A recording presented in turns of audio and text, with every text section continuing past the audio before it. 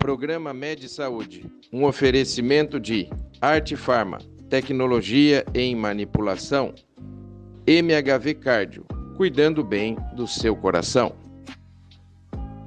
Olá, caro espectador do Med Saúde. Hoje eu tenho o prazer de receber uma grande amiga, por quem eu tenho uma enorme admiração, a doutora Luciana Fornari. Luciana, obrigado por estar conosco no Med Saúde. Muito obrigada a você, Marco. É uma grande honra poder estar aqui com você, que eu admiro tanto também, e tentar levar um pouco de informação de qualidade para a população. Bom, vocês viram que é uma simpatia, né, gente? Então, aqui dispensa comentários. A Luciana vai falar para a gente sobre a prevenção das doenças cardiovasculares, o que a população deve saber. E ninguém melhor do que ela, que é uma médica muito bem informada, que está super atualizada, para falar para a gente de um tema que para você é muito importante. E aí eu já começo o nosso bate-bola com aquela pergunta básica. Qual a importância da avaliação cardiovascular preventiva? Então, Marco, prevenção em cardiologia é tudo.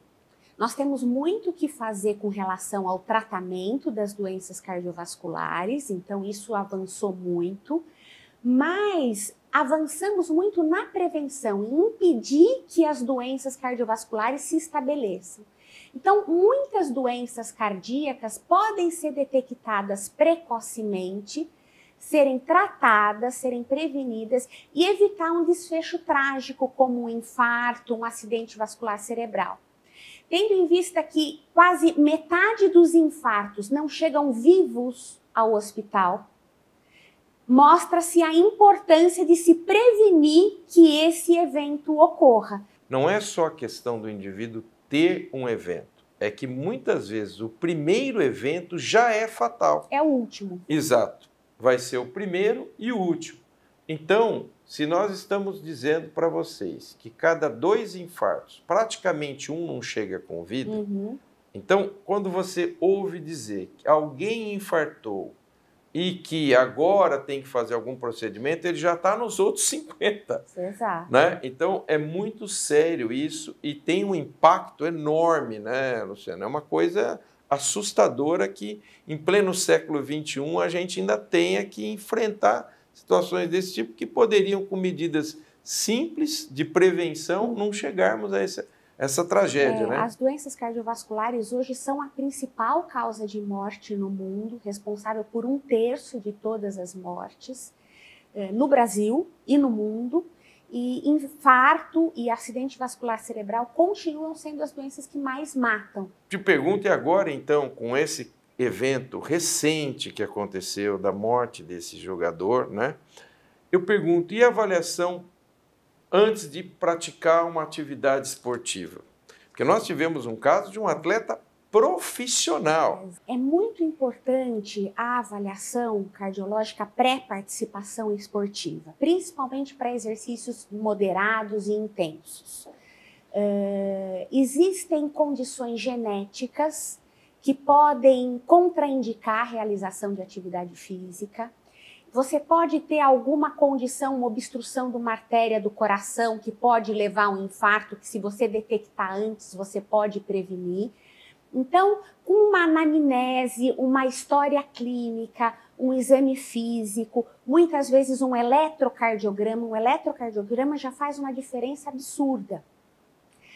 Às vezes pode ser necessário outros exames, como um teste ergométrico, um ecocardiograma, mas com esses exames complementares, você consegue, não, claro, reduzir em 100% o risco de um evento trágico com atividade física, mas você consegue reduzir muito, né, com essa avaliação pré-participação esportiva.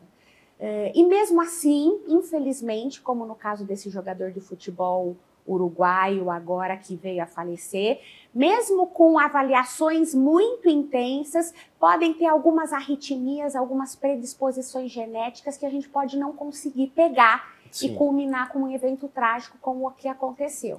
Mas a grande maioria dos problemas nós conseguimos prevenir com uma avaliação cardiológica antes de se fazer atividade física. Uma pergunta, essa aqui está valendo $1 milhão, hein?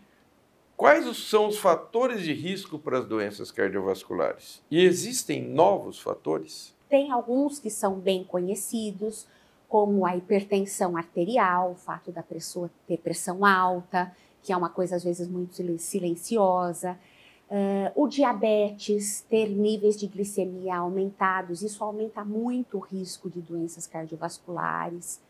O colesterol alto, o LDL alto, que é o colesterol ruim, os triglicérides. Fumar, tabagismo é um fator de risco muito importante para o desenvolvimento das doenças cardiovasculares. O sedentarismo também, a falta de atividade física é uma coisa muito importante. E hoje em dia tem se falado de alguns novos fatores de risco para doenças cardiovasculares, como a falta de sono adequado. Então, essas pessoas que têm apneia do sono, não descansam adequadamente durante a noite, isso pode estar associado ao aumento do risco cardiovascular. Depressão, ansiedade, fatores emocionais podem estar associados ao aumento de risco cardíaco. E existem alguns outros fatores que nós estamos estudando agora, como a lipoproteína A, que é um tipo diferente de colesterol, determinado muito de forma genética, que pode aumentar o risco cardiovascular. Tenho visto também o uso desses energéticos, dessas situações, para não falar, então, no uso de drogas, né? Sim. Porque aí, então, coisa exponencializa. Mas, muitas vezes, esses coquetéis que se usa, né? O pessoal vai para balada e aí acabam fazendo aquela mistureira toda. Isso também aumenta. Uma febre disso. Isso também, né, Luciana? Energético com álcool. Isso aumenta o risco de arritmias. Às vezes você pode ter uma predisposição genética para ter uma arritmia que nunca iria se manifestar em condições normais. E daí, com o uso do energético tanto, né? e do álcool, você desencadeia uma coisa que ficaria quieta a vida inteira. A vida toda. A prevenção das doenças cardiovasculares e a sua relação com a prevenção de demência. O que você tem para dizer para a gente? Então, isso é um fator relativamente novo que está sendo estudado, em que nós temos percebido que a demência, saiu um estudo agora novo no Lancet, mostrando que a demência pode ser prevenida em 45% dos casos. Olha. E quais seriam os fatores que poderiam, se controlados, prevenir o aparecimento de demência? Então, o controle da hipertensão arterial, o controle do diabetes, o controle do colesterol, o controle do tabagismo, o controle da obesidade, né? Controle de sono, controle de depressão, de isolamento social, perda de acuidade visual, auditiva, até poluição, são fatores que são elencados como que, se controlados, poderiam contribuir para a prevenção de demência. E se você for perceber, muitos desses fatores de risco para o desenvolvimento de demência também são fatores de risco para o desenvolvimento de doenças cardiovasculares. São comuns, né? São comuns. E aí, agora, essa pergunta é para mim, rapaz, aí vai ficar difícil. Qual a importância de se combater a obesidade como fator de risco cardiovascular? Então, a obesidade cada vez mais tem se colocado como um fator de risco per si, para o aumento do risco, não só de infarto, de derrame, mas a obesidade está relacionada com o aumento de vários tipos de neoplasia, vários tipos de câncer. E ela altera a pressão arterial. Os pacientes obesos têm um risco maior de ter hipertensão, têm um risco maior de ter diabetes, de ter dislipidemia. E a obesidade por si é um fator de risco para as doenças cardiovasculares. Eu vou fazer uma pergunta agora para a doutora Luciana, que ela vai responder no segundo bloco desse programa. Eu peço que você não saia daí, porque um segundinho. É pai bola, nós já voltamos.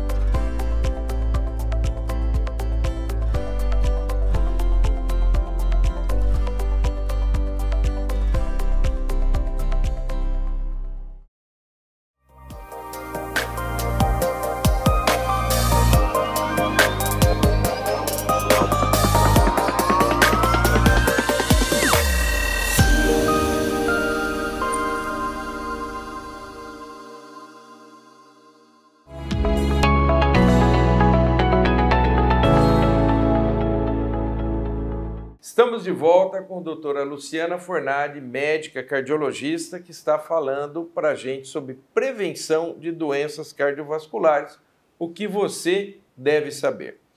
E no final do primeiro bloco, eu já tinha avisado que eu ia fazer uma perguntinha bacana para a doutora Luciana nesse segundo bloco. Se você está chegando agora, fique com a gente porque está imperdível. Essa pergunta aqui é pergunta até de cardiologista mesmo, né? Como proceder quando se encontra alguma placa de aterosclerose em algum vaso? Isso pode aumentar, pode diminuir? E aí? Então, essa é uma pergunta que às vezes os pacientes me fazem. Às vezes faz um Doppler de carótidas, pega uma plaquinha de aterosclerose, ou faz um ultrassom de abdômen, vem lá descrito ateroma na aorta, uma plaquinha de... O cara fica sem dormir uma semana, né? Daí ele fica, será que isso pode aumentar? Será que isso pode reduzir? Então, são duas respostas. Pode aumentar se nós não controlarmos os fatores de risco cardiovascular, sim, principalmente controlar os níveis de LDL, colesterol, que é o colesterol ruim. Então, essas pessoas que têm alguma placa de aterosclerose em algum vaso já são consideradas como pessoas de alto risco. Sim. Então, o risco dessa pessoa é maior. Então, o colesterol dela, que deveria, o LDL, normalmente ficar abaixo de 130 para uma pessoa sem risco nenhum, para essa pessoa que já tem um grau de aterosclerose, tem que ficar abaixo de 70. Então, o LDL, o colesterol, tem que ficar bem mais baixo do que o normal. Sim. E se nós não controlarmos os fatores de risco, a hipertensão, o diabetes, o colesterol, a obesidade, o sedentarismo, sim, isso pode aumentar e trazer problemas. Agora, a boa notícia é que é possível diminuir essas placas de aterosclerose também. E o fator principal para conseguir reduzir as placas de aterosclerose são principalmente manter o colesterol baixo, o LDL baixo, seja com mudanças de estilo de vida, seja muitas vezes com ajuda de medicação quando necessário. E hoje a gente tem tanto recurso, né, Luciana? Com certeza, o avanço tecnológico nessa área é enorme. Controlar a hipertensão e parar de fumar. Então, teve um estudo com 3.000 pessoas mostrando que 8% dessas pessoas conseguiram reduzir as placas de aterosclerose, principalmente mantendo o LDL baixo, controlando a pressão e parando de fumar. E aqui um outro tema que tem sido muito discutido, a importância da vacinação na prevenção das doenças cardíacas. O que você tem para nos dizer? Isso é muito importante, a vacinação contra a gripe, contra a influenza, contra a pneumonia, contra o herpes zoster. Por que a vacinação é importante? Porque essas doenças virais levam a um processo inflamatório em todo o organismo. E nós sabemos que a aterosclerose, o entupimento das artérias por placa de gordura, tem um componente inflamatório. Quanto maior o grau de inflamação, maior o risco de aceleramento dessa aterosclerose, maior o risco de eventos coronarianos. Então, quando você se vacina e você se previne da gripe, da pneumonia, do herpes zoster, você está diminuindo o seu risco cardiovascular. Fora o fato que uma gripe, uma pneumonia pode descompensar uma insuficiência cardíaca num paciente que já tem um coração dilatado, pode complicar cardiopatias que esse paciente já tem. Sim. Então tem esses dois vieses. É muito interessante e tem sido um tema cada vez mais discutido, a questão da vacinação associada à prevenção dos eventos cardiovasculares. E a questão do exercício? Muito se diz, o que você pode nos dizer da questão dos exercícios físicos na prevenção cardiovascular? Então, um cardiologista de Stanford disse recentemente uma frase que eu concordo plenamente, que a atividade física é a intervenção médica mais efetiva que nós temos hoje. Não existe uma intervenção que possa reduzir o risco de tantas coisas quanto a atividade física. Atividade física reduz risco de morte, e isso está plenamente comprovado em vários estudos científicos. Reduz o risco de infarto, o risco de acidente vascular cerebral. ajuda a controlar os níveis de hipertensão, ajuda a controlar os níveis de diabetes, de colesterol, ajuda a diminuir o risco de ansiedade, de depressão, ajuda a reduzir o risco de demência. Então, não existe intervenção médica mais efetiva, mais abrangente do que a atividade física. O que é melhor, o exercício aeróbico ou a musculação? Então, antigamente se achava que para o coração seria mais importante o exercício aeróbico. Então, correr, nadar, andar de bicicleta. Com certeza o exercício aeróbico é importante, ponto. Mas novos estudos têm mostrado também o benefício dos exercícios resistivos de força, ou seja, musculação, pilates, exercícios funcionais que aumentem o tônus muscular. Esses exercícios têm mostrado redução de risco cardiovascular, redução de infarto e, ao mesmo tempo, melhora de sobrevida, porque você ganha massa muscular. O idoso tem menor risco de queda, tem menor risco de fraturar o fêmur, tem menor risco de complicações. O ganho de massa muscular está diretamente ligado a um envelhecimento saudável e um aumento de expectativa de vida. Então, se a pergunta for aeróbico ou musculação, a resposta é os dois. Nós precisamos dos dois. Um pouquinho de cada. Um pouquinho de cada. Fazer pelo menos o que é preconizado pela Sociedade Brasileira de Cardiologia é pelo menos 2 sessões de exercício resistivo de força, de musculação, com pelo menos 1 hora por semana e no mínimo 150 minutos de exercício aeróbico por semana, que dá mais ou menos uma meia hora por dia. Tem que sair do sedentarismo e fazer uma mescla entre aeróbico e musculação. Exatamente.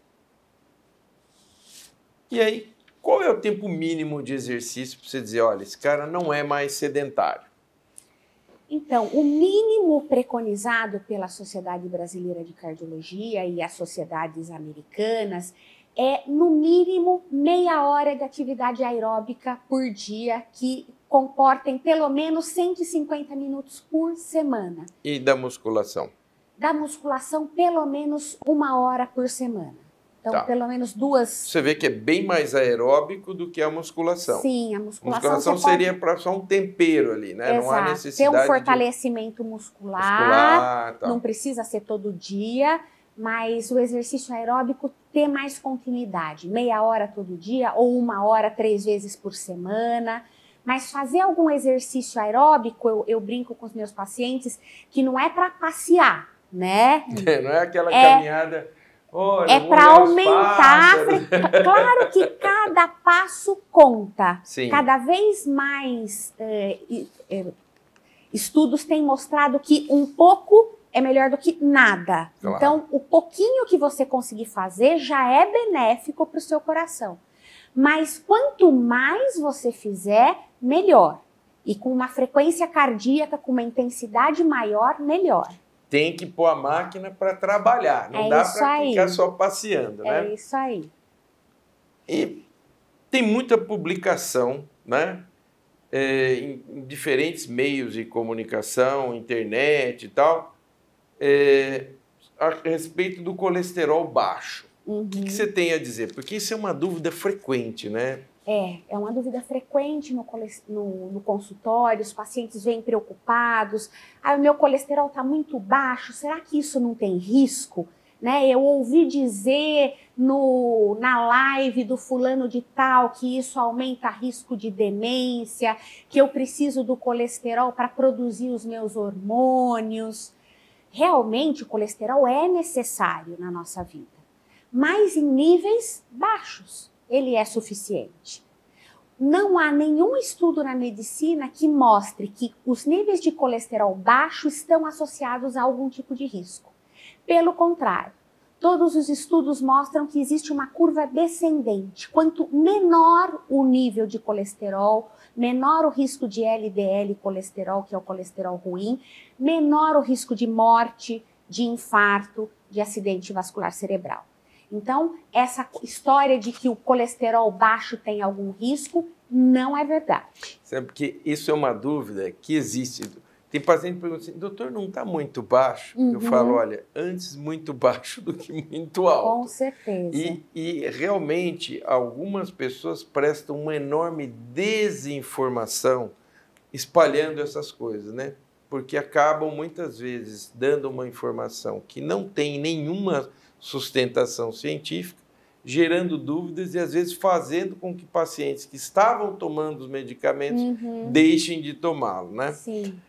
Você, em parte, já respondeu, mas eu queria que você tocasse mais. Esses boatos de demência e uso de estatina, o que você pode nos dizer? Então, como você disse, existe hoje em dia com as redes sociais, com a internet, todo mundo fala, todo mundo é ouvido, isso é bom por um lado.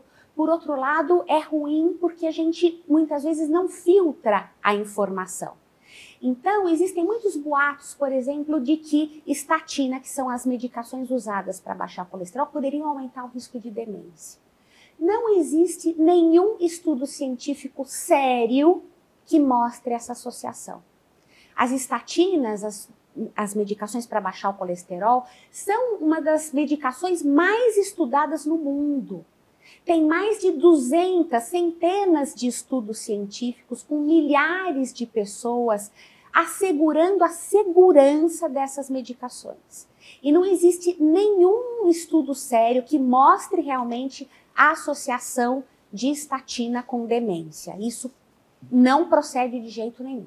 Uma outra coisa importante é a questão da saúde bucal e a saúde cardiovascular. O que você pode nos falar a respeito disso, saúde bucal e saúde cardiovascular? Então, às vezes parece que isso é uma coisa estranha, né? O que uma coisa tem a ver com a outra? Tem vários aspectos. Você ter uma saúde bucal boa, sem muita gengivite, sem muitas infecções dentárias, ajuda a prevenir, por exemplo, o que a gente chama de endocardite infecciosa.